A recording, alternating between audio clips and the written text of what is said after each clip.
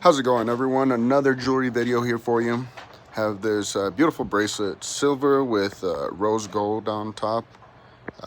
Has a couple messed up links. Took them both out of the equation, tightening up the end there so I could get it ready for soldering.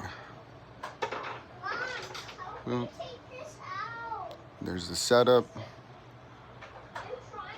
Put some liquid on there so it's easy to melt.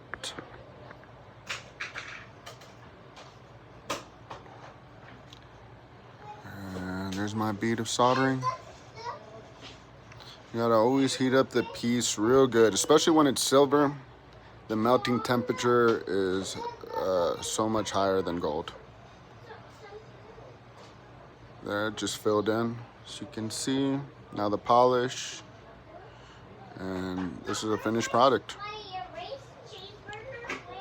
Thank you for watching.